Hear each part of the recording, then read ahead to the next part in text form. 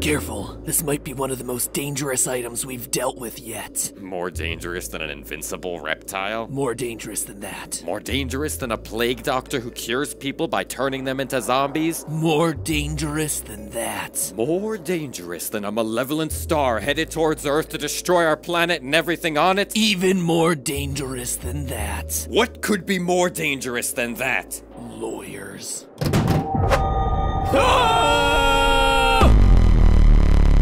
Hello, Internet! Welcome to Game Theory, the show that usually starts with the signature game theory cheesy joke, trademark. But today we're skipping all that and going straight to Matt Pat's serious time, trademark, to talk about what exactly a trademark actually means and why it's threatening a whole bunch of gamers, and maybe worse, a whole bunch of game developers, and even worse, the entirety of the internet. And like our very own James Bond mystery, this theory has taken us all the way up to the icy depths of Soviet Russia. Sorry, nope, not the 70s anymore, it just takes us to regular present-day Russian Federation. Now, if you haven't heard this story yet, well, it means that you don't watch Markiplier, considering he's been one of the only big voices bringing attention to the issue, which is a shame because it's a story that needs to get out there for the benefit of hundreds of creators and the people who love what they do. So that's my goal today, to catch you up on what's going on, give a deeper dive into all the legal stuff that Mark left out of his video, and ultimately spread the word about a horror story that's much more real, much more scary, much more dangerous than the bulk of SCP's library of fictional monsters. If you're unfamiliar, the SCP Foundation is a massive, collaborative, community-driven creative writing project that lives at scpwiki.net. It might not look flashy on the outside, but it's a place for writers of all kinds to catalog the fantastic and sometimes frightening entities that are captured by the fictional SCP Foundation, the letters SCP standing for Secure, Contain, and Protect, the mission of this fake organization. It's like a group of people who are collectively writing the book Fantastic Beasts and Where to Find Them, but instead of, you know, cute fantasy creatures, they're all nightmarish horror monsters embodying our deepest fears and insecurities. It's like if Tim Burton created Pokemon. The collection of stories at scpwiki.net has also served as the basis for tons of indie horror games that you might know. SCP Containment Breach is a favorite among Let's Players. SCP Blackout is a VR horror game. I mean, we just spent 3 weeks covering Boneworks and Duck Season, right? Well, you know all the symbols that were used in the mysterious messages along the walls of those games? Those are all SCP field codes, in a game that has a decidedly different feel than a lot of the other indie horror titles out there. Heck, its influence has even creeped into the mainstream. Take, for example, Control, a game that spent the end of last year getting showered with Game of the Year awards. In an interview with Kotaku, the game's director confirmed that the similarities with SCP weren't just a coincidence, and that the SCP Foundation was an influence in that game. SCP has even gone as mainstream as Netflix, where filmmaker Max Landis was apparently so taken with the SCP lore that he himself contributed an entry to the wiki, SCP-2137, in fact. In short, if you're a fan of indie games, creepypastas, or horror stories like I know a lot of you who watch this channel are, chances are that you've seen or played something that has been directly influenced by what happens on SCP Wiki. So clearly the SCP community's inspired a lot of media out there, some of which is making big bucks. And yet, you don't hear about writers of SCP stories harassing game makers online, accusing them of stealing art or stories or anything like that. This is 2020, where's all that internet rage, trademark? Is the SCP community just really nice? Well, yeah, actually, that's kinda it. All SCP content cataloged on the wiki falls under what's known as a Creative Commons license. What is this and why haven't you heard of it? Don't worry, none of the music studios on YouTube have heard of it either.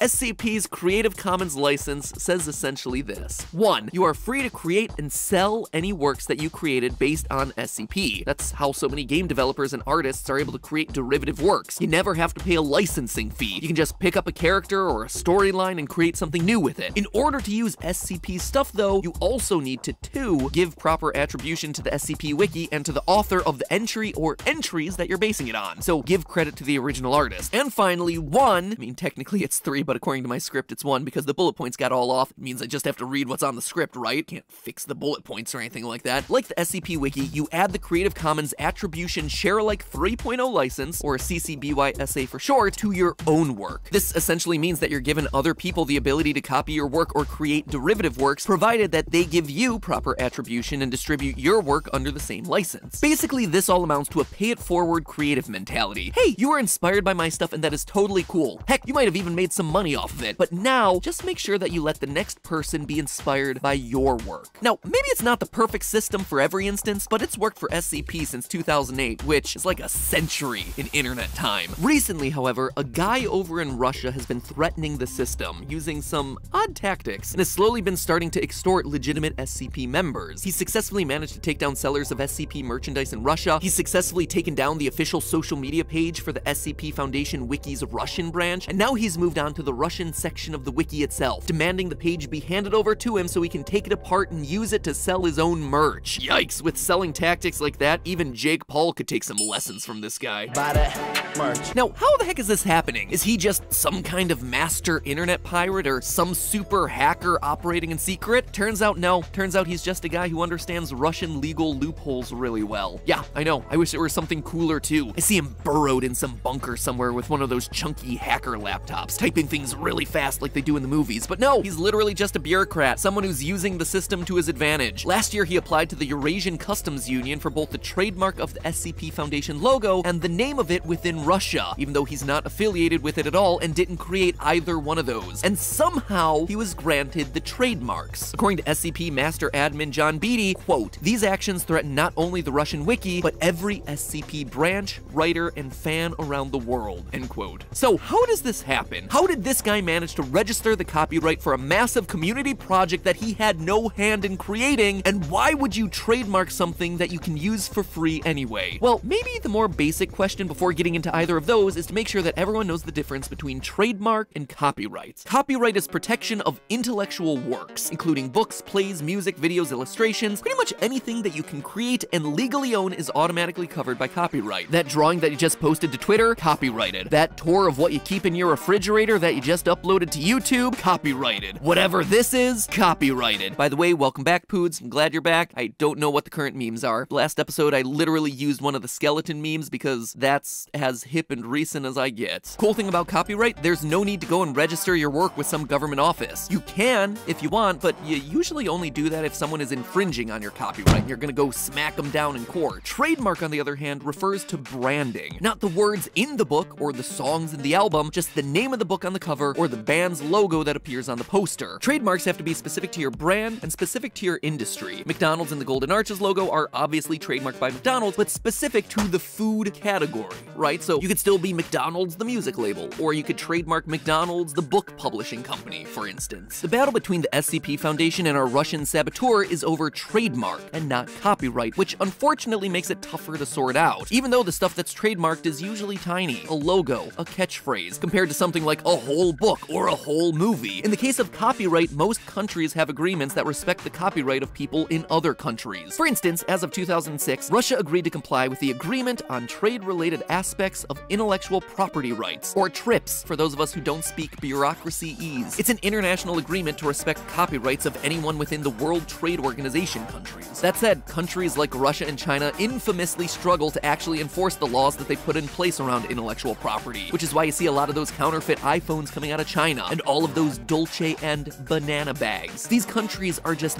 massive, and officials within them aren't always operating above board. GAN, a company that specializes in investigating businesses for any shady dealings, released a general report on Russian legal corruption in 2018. In their report, companies operating in Russia note that, quote, public procurement sector in Russia, you know, the ones that deal with business licenses and things like trademarks, carry high corruption risks. Bribes, kickbacks, and other irregular payments are often exchanged to obtain public contracts and licenses. Companies report favoritism in decisions of government officials, and public funds are frequently diverted due to corruption, end quote. Wow, that is like a 2-star Yelp review. And believe it or not, the other sectors of government that they report on actually rate worse. Seriously. So the SCP is already up against a pretty rough system from the start. Add to that the problem that trademarks are especially slippery when you cross country borders. They're territory specific, which means that your trademark usually only works in your country or continent. For example, you'll find no Burger King signs in Australia. That's because when Burger King expanded into Australia in the 1970s, they found that the trademark for Burger King had already been registered by an Australian company. So instead, they had to brand their Australian restaurants as Hungry Jack's. Sure, they can still advertise themselves as home of the Whopper. Whopper is trademarked as their burger. They just can't call themselves Burger King because someone had it in that territory first. Countries like China and Russia are strong first to file countries, which means that basically if you don't register your trademark trademark there first, they can legally sell your exact trademark, like your actual logo or name or whatever, to someone else. This appears to be what's happening in the case of SCP, but it's far from the first example. In 2002, a Russian company started under the name of Starbucks and was able to get the rights to the Starbucks trademark after persuading the Russian patent agency that the name should be auctioned off. And yes, this Russian firm also copyrighted the classic mermaid Starbucks logo, which they did not create. What ensued was a multi-year legal battle that finally came to an end in 2005 when the Seattle coffee chain finally convinced the Russian courts to uncancel the trademark that they had registered in 1997, reverting the sale that had allowed a Russian company to lay claim to their brand for 3 years. This also happens in countries like China all the time. A number of articles have surfaced over the last several years about how trademark theft is on the rise in China, but the best US lawyers can do for companies whose logos or names get ripped off is literally to tell them to try and buy back their own name and trademark from the company who stole it. It would be like Vsauce having to buy back the name Vsauce from some random person in Russia because he didn't think to preemptively register his name there, or it took him too long to use it. While to our sensibilities that might seem ridiculous, it actually is all totally legal in first-to-file countries. What's happening with SCP isn't necessarily breaking trademark laws. Selling that trademark to some random guy was potentially legal because, well, that's just the way that Russian law is set up. So, is that it? Just a really sucky ending for this group who's sharing their work with the whole world? Does the SCP have to somehow buy back their own trademark or be forced to operate under a totally separate name in Russia? Well, maybe not. While our Russian saboteur here may not get snagged on trademark issues in Russia, we've also been talking this whole time about copyright. You'll remember from the beginning that the entire SCP wiki, all the spin-off games, the pages, the stories, the artwork, all of it is governed by the Creative Commons license, requiring that anyone who uses SCP materials, artworks, or related materials gives credit to the community and also allows others to use those same works under the same license. That said, our Russian saboteur has reportedly been using his trademark as a lever to take down SCP works from other authors and block merchandise sales containing SCP artwork. Admittedly, it's a bit hard to authenticate some of those claims because the sites themselves have been taken down, but if he's blocking the use of SCP art and related works, he's actually violating the Creative Commons license that the SCP wiki was built on. Remember, he's allowed to sell SCP art himself, just like anyone else under the Creative Commons license, but if he's blocking other people's sale of that merch or publication of SCP materials, he's breaching the Creative Commons license. So in short, the TLDR here is he's not breaking trademark laws, he's breaking copyright laws. You can see how this case is pretty nuanced, but when you get down to the bottom of it, it's clear that there's a violation of legitimate SCP creators happening, if these reports are truly accurate. So what does this all mean if the SCP Foundation loses this battle? Well, for one thing, it means that the SCP Foundation, and everyone besides our Russian saboteur, loses the ability to use the SCP Foundation name and logo inside the Russian Federation. Note that the trademark only applies to Russia. Even with a Russian SCP trademark, there's nothing he can do to threaten the SCP Foundation outside of Russia. It also doesn't mean that our Russian saboteur can lay claim to the wiki itself because he has the SCP trademark, but not the copyright over the content itself. At that point, the SCP could create their own separate Russian branch under a different name with a different logo, but let's hope it doesn't come down to it. But beyond SCP, there's actually a bigger issue happening here. This move sets a dangerous precedent for any Creative Commons work out there as long as this guy is able to block other creators in Russia. If someone can just take a piece of artwork that's currently under Creative Commons and trademark it, then that basically means Creative Commons provides no protection of that artwork. As soon as anything is created that has value, anyone can potentially lock it down by using that trademark loophole. So if this case isn't addressed properly, it seems to set up a kind of slippery slope that others can exploit for their own advantage. So the good news here is that you can go to court against trademark trolls and win, yes, even in Russia. The bad news is it's not easy. It takes time and, more importantly, money to pay the legal fees to defend that trademark, which is why it's so critical for SCP to be able to raise the funds to fight that legal battle. Luckily, it already looks like they have the funds that they need. The same community that came together to create an intricate and sprawling shared universe has also banded together to defend that shared universe against Russian trademark trolls. And I think that's the real story here. It can be easy to get upset about the world being full of selfish people looking to cheat the system for their own good, but it's filled with a far greater number of people who are willing to come together to defend against the few bad apples who try to muck things up. It's a bummer that this thing had to happen, and in some ways it represents the worst parts of what we see online, but it's also revealed some of the best elements of being a part of an online community that's brought joy and entertainment to thousands thousands of people. In the end, even if you're not an SCP member, this case is worth following and worth being educated about because Creative Commons licenses govern a lot of what you see on the websites that you use the most, including this one. So it's in our collective best interest to keep it as intact as possible. Fight on, SCP! I'm sorry that this time the thing that you have to secure, contain, and protect is your own right to exist. But hey, that's just a theory. A game theory! Thanks for watching.